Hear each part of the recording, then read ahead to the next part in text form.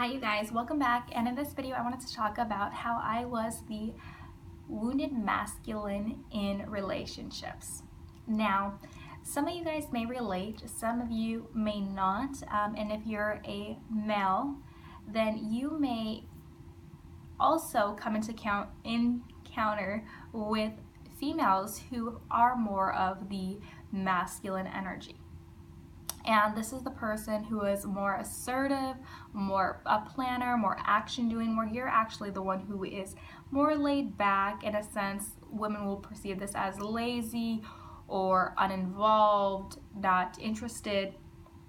So the masculine female has to do all the work. And I was basically growing up, I saw the dynamics and the relationship between my parents. And when I view this, my mother, she was very much the wounded feminine energy. She was very needy, insecure, desperate. She felt worthless. She was very emotional. Her emotions were oftentimes exaggerated. My father was the wounded masculine, and he was also the provider, but he was not expressive. He was, conditioned to be this very strong masculine individual who is, taking care of his family, being the provider, showing no emotions. He was very closed off from any type of emotions. He didn't cry, he didn't show affection. It was just work and home, work and home. And he didn't have a intimate relationship with my mother. You could see the disconnect, and this caused a lot of fighting, a lot of arguments, because my mother, who was always in the wounded feminine, needed attention and validation. She was very codependent, where my father was just very closed off and withdrawn.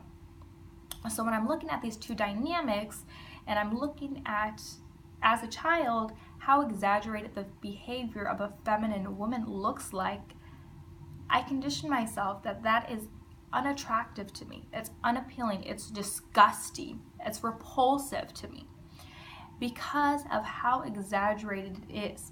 This person is very unstable. Emotions are all over the place, and they need somebody else to take care of them.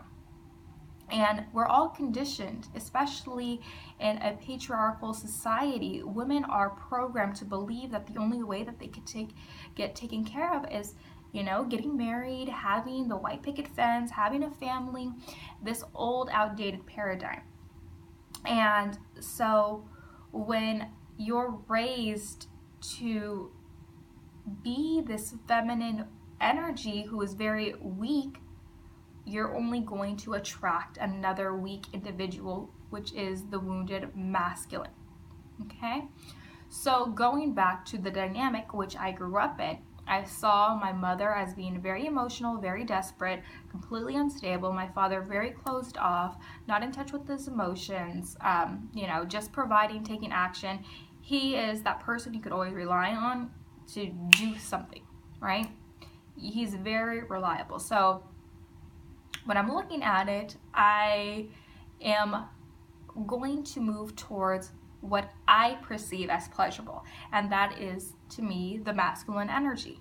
And I don't consciously see like, oh, I'm going to be masculine. It's just because I find this more appealing to me than being helpless and desperate and insecure.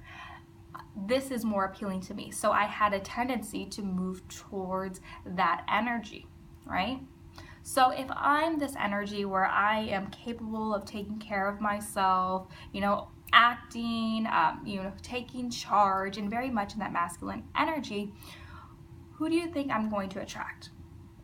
Am I going to attract another masculine energy, or will I attract the opposite, the feminine energy? So in this situation, because I very much rejected the feminine energy, I got into relationships where I would attract feminine men. And these are men who replicated the same exact behavior my mother did. Very desperate, needy, insecure. And I unconsciously went into the savior mode of having to be the protector, the provider, and taking care of individuals that were more feminine. because in the back of my head, unconsciously, I was replaying my father's role. And that very masculine energy is taking care and providing for those less fortunate than you, that are weaker than you.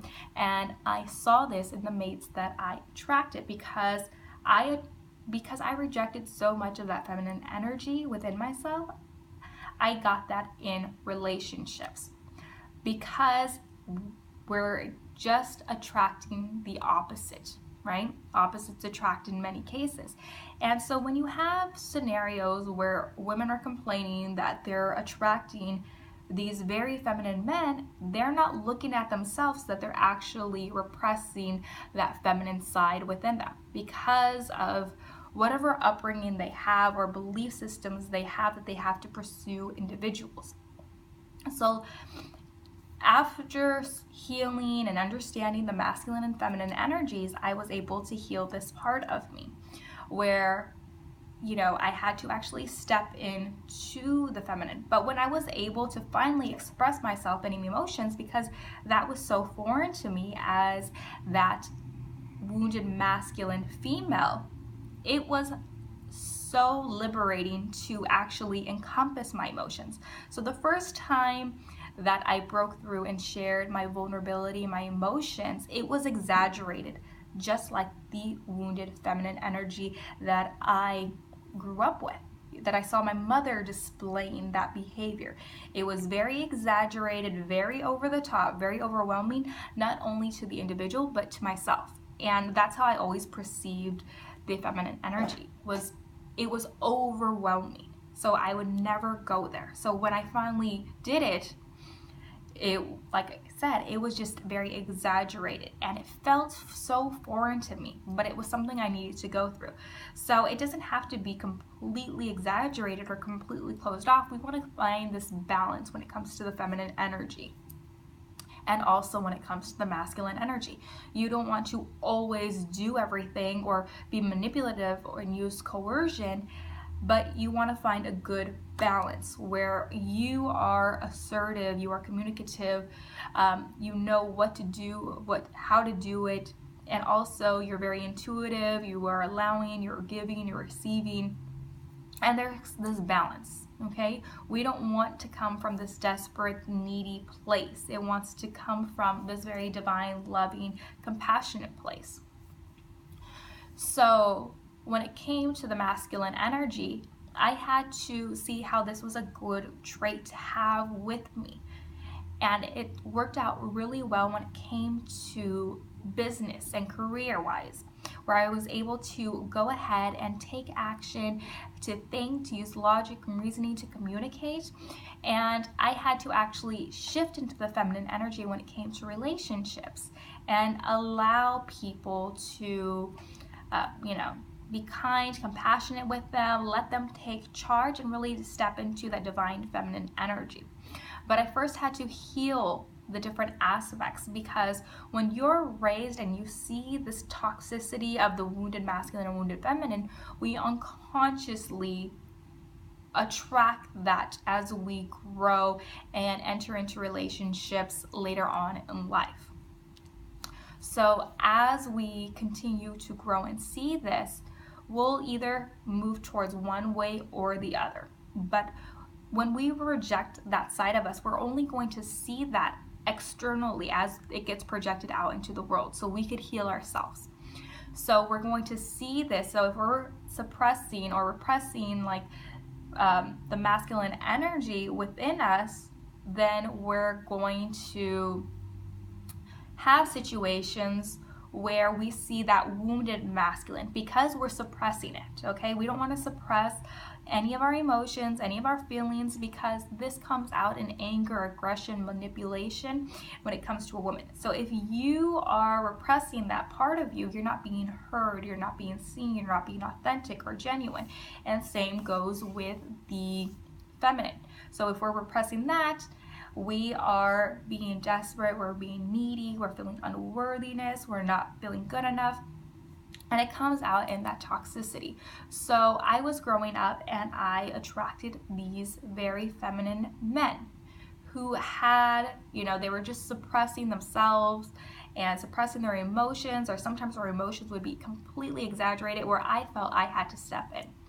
So once I healed that part of me and I was able to step into the feminine energy when it came to relationships, I started allowing situations to happen. I was still kind, compassionate, and the people that I was attracting now, they were the ones initiating everything. They were the ones being they were the ones planning, being logical, being rational. This was the masculine energy that I wanted in relationships, that I was always in relationships. So it's understanding that dynamic, that oftentimes when we attract certain scenarios, we attract it based on our upbringing.